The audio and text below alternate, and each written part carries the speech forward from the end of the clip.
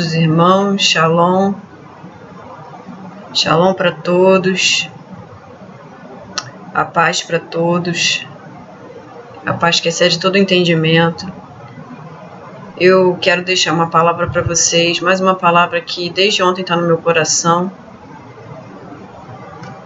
E vou falar alguns versos, alguns versículos, vou citar alguns versículos, porque o Senhor tem colocado isso no meu coração.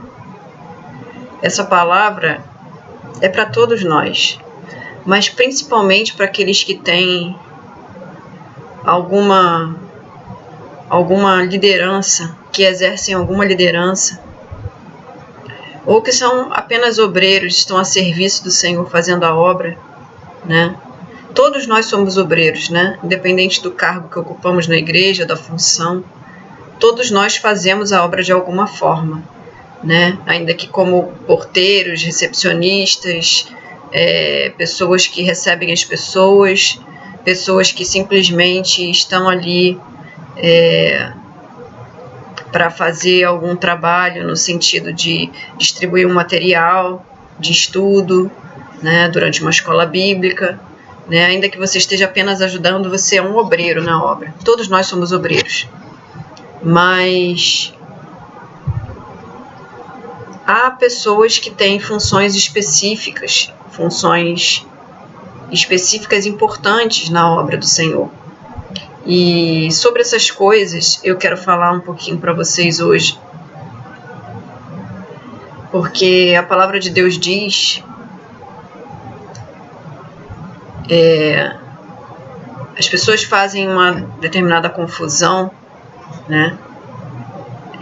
Não sabem o limite. Existe uma linha, né, existe uma linha muito tênue entre aquilo que Deus fala e aquilo que Ele nos permite fazer, que Ele nos aprova fazer, e aquilo que nós fazemos com a nossa própria aprovação, né? Com o nosso próprio querer, com o nosso desejo, com o nosso coração, né? Porque muitas vezes nós colocamos o nosso coração na frente, né? O nosso sentimento, o nosso relacionamento,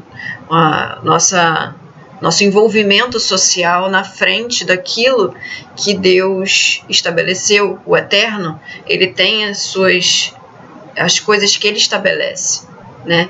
E quando nós somos chamados líderes para servir, como líderes, nós devemos estar atentos ao que o Eterno estabelece em primeiro lugar. E o restante fica apenas adjacente.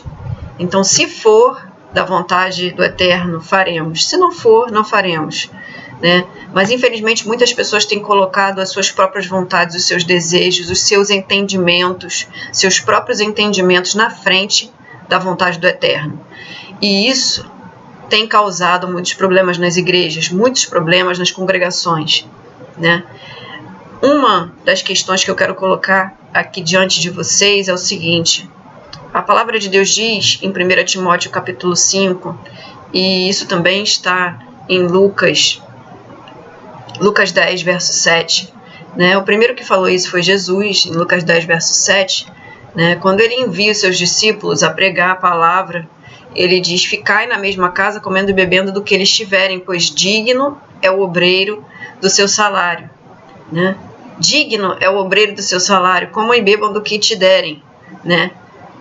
Ou seja, vocês têm direito a tudo que te derem. Se eles te ofertarem comida, bebida, roupas, o que for, vocês têm direito a receber. Vocês têm direito a receber por aquilo que vocês estão, pelo serviço que vocês estão prestando de levar o evangelho, de ensinar a palavra, né? De ser mestre, de ser um professor que está ali para levar a palavra de Deus para eles, né? Então, vamos lá. Primeiro ponto. Lucas 10, verso 7, está escrito isso. Outro local é 1 Timóteo capítulo 5, onde Paulo escreve a Timóteo o seguinte, né? Verso 17. Os presbíteros que governam bem sejam estimados por dignos de duplicada honra, Vou ler de novo. Os presbíteros que governam bem sejam estimados por dignos de duplicada honra, principalmente os que trabalham na palavra e na doutrina, aquilo que eu me referia anteriormente, principalmente os que trabalham na palavra e na doutrina, no ensino da palavra, no ensino da doutrina do Eterno, no ensino da instrução do Eterno, né? Então, se você está instruindo pessoas, está instruindo vidas, está ensinando para elas, né? Então, e se vocês estão fazendo isso bem, estão governando bem o local, as pessoas, né? Aquele grupo de pessoas, vocês são estimados por dignos de duplicada honra. E essa duplicada honra que ele está se referindo é o quê? Verso 18 esclarece. Porque diz a Escritura: não ligarás a boca ao boi que debulha, e digno é o obreiro do seu salário. Ou seja, o boi, enquanto debulha, ele tem que se alimentar para ele continuar trabalhando. Ele vai se alimentar. E além disso, além da sua alimentação, porque a Bíblia diz ela completa, né? São duas coisas. Não ligarás a boca ao boi que debulha enquanto ele está trabalhando, né?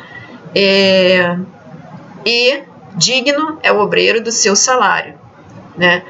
Então, quer dizer, além de ele receber essa alimentação, ele também tem direito a um salário.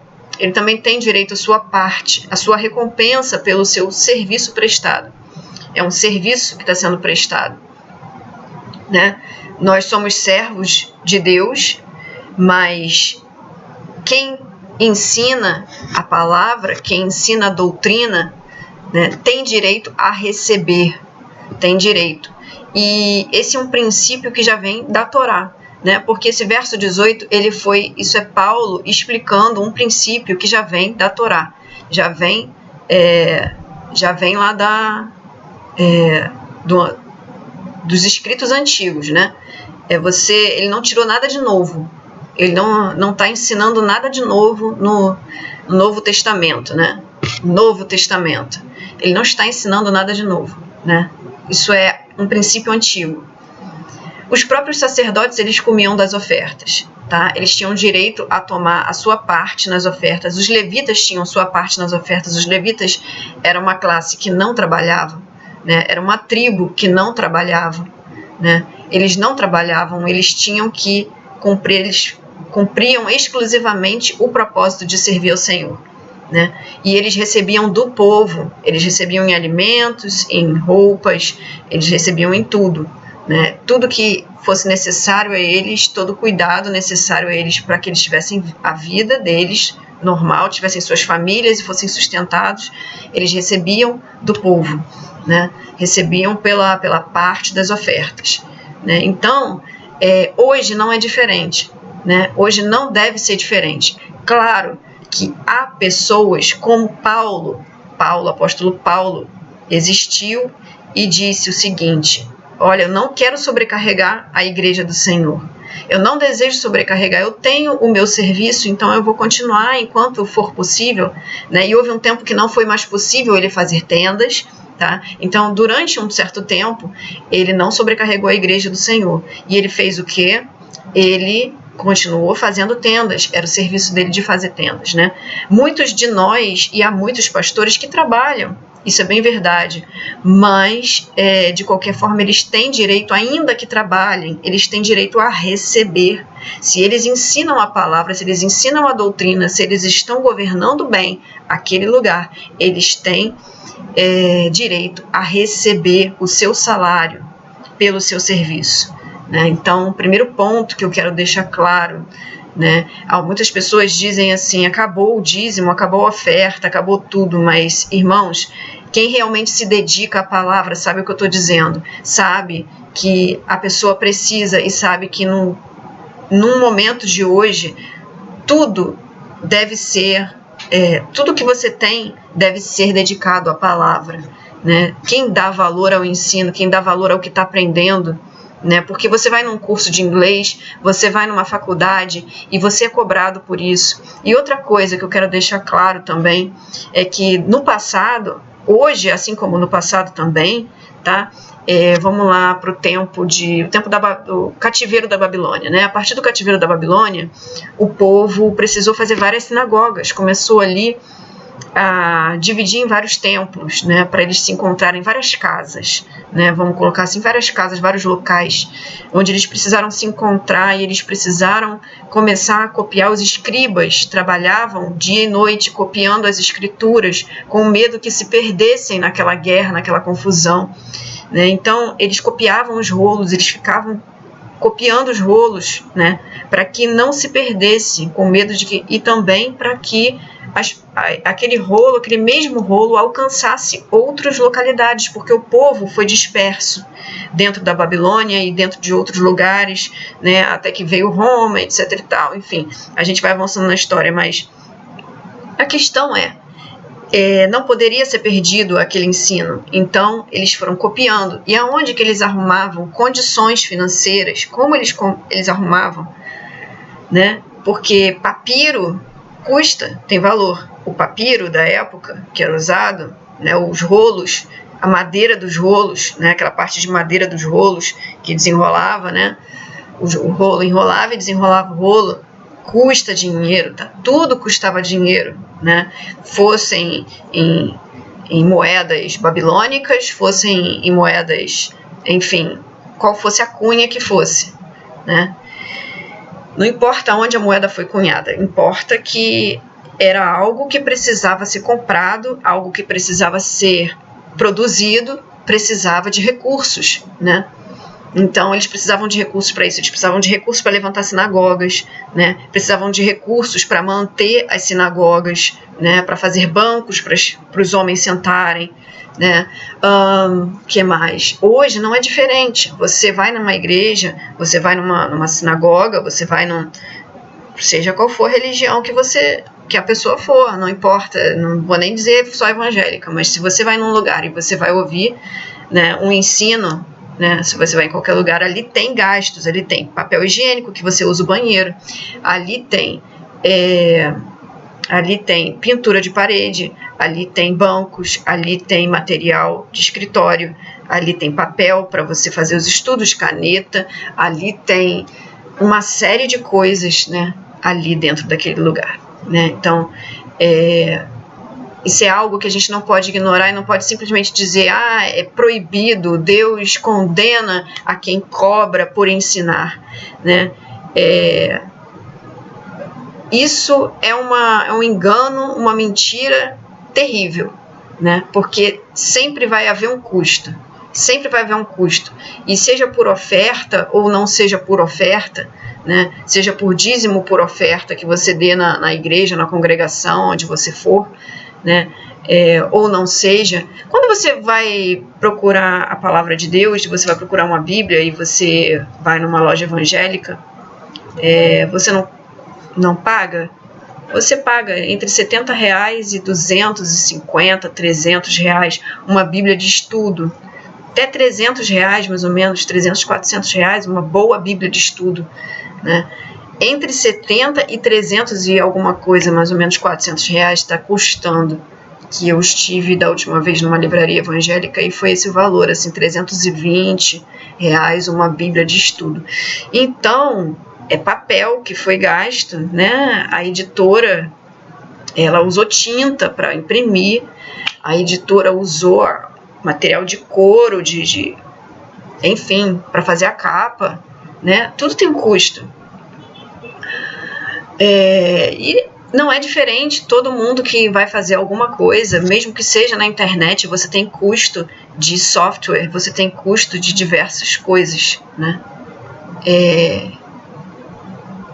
Então, a gente não pode simplesmente dizer que não pode cobrar, né? A gente não pode simplesmente dar essa resposta absurda, né? Achar que o mundo é como a gente pensa, como a gente quer. Não é. Então a gente precisa sim dizimar e ofertar, né, para a manutenção da casa de Deus, para a manutenção da casa de oração. Tem coisas que são necessárias, né? Ela não pode viver só de doação. Você não pode chegar com um pacote de papel higiênico e achar que está suficiente, porque não é suficiente. Existe muito mais, né? Existem pessoas, isso eu falo de vivência minha, que eu ajudo pessoas, né? Missionários, pessoas que vão à obra, por exemplo, pessoas que deixam suas vidas para poder ir ajudar crianças molestadas em determinados lugares aqui no Nordeste, dentro do Rio de Janeiro, tá? Então, são pessoas que estão trabalhando para Deus, estão trabalhando pela obra, né? Então, uma pessoa que não trabalha nem dentro especificamente, é um missionário. É uma pessoa que vai ao campo e que resgata crianças violentadas, né? Crianças que estão sendo ali usadas, né? Então, essas pessoas precisam de recursos, elas precisam comer. Como elas vão a esses lugares, elas não vão poder trabalhar nesses lugares, elas precisam comer, elas precisam se vestir, elas precisam de recursos de transporte para ir e para resgatar crianças. Como elas vão fazer isso, né? Se não formos nós que dermos, né? E se você não... com todo esse custo, se você não aprender, né? Se você não levar isso, se você não levar essa palavra para outra pessoa, né? Eu levo a palavra no Facebook, eu levo a palavra em diversas formas aqui que eu posso, né? O que Deus tem me dado, eu tenho transmitido, né? Eu não sou aquela pessoa que tem orgulho, aquele orgulho, né? Deus deu para mim, então eu não vou dar mais para ninguém, né? Eu não vou ensinar. Isso aqui é um conhecimento assim muito... Eu, obviamente, tenho cuidado, porque eu sei que tem pessoas que ainda estão engatinhando e a gente tem que ter esse discernimento, e tem pessoas que já estão com conhecimento mais profundo. Então, se você está com conhecimento mais profundo, eu vou desenrolar um rolo bem forte contigo. Mas com outras pessoas eu tenho mais um cuidado de dar, né, um pouquinho aqui, um pouquinho ali, até a pessoa começar a caminhar realmente. Né? Mas você precisa ensinar a palavra, né? Não é para você guardar para si, né? Deus não dá para a gente guardar para si, pelo contrário, ele sempre falou aí de pregar o evangelho a toda criatura,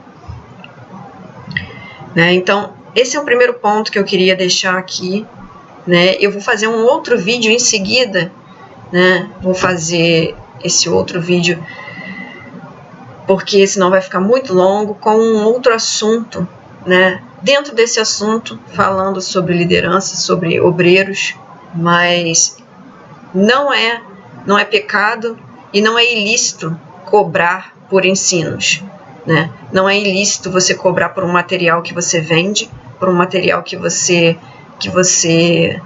está fazendo, que você está gastando ali dias e noites de estudo, tá? Você gastou dias e noites de estudo, as pessoas compram material, as pessoas compram um dicionário bíblico, irmãos, tá custando aí, sei lá, R$100, R$90, né? Eu não sei, vou até dar um localizar aqui na internet. Vamos lá. Só para vocês terem uma ideia. Porque não é brincadeira, sabe? Um dicionário bíblico está custando o mais simplesinho, mais fininho, R$24,90. Mas um dicionário mesmo, grandão, grossão, né? Aquele completão, sabe? Tipo Wycliffe e John Davis, e tem o Tyndale, tá R$225 na Saraiva.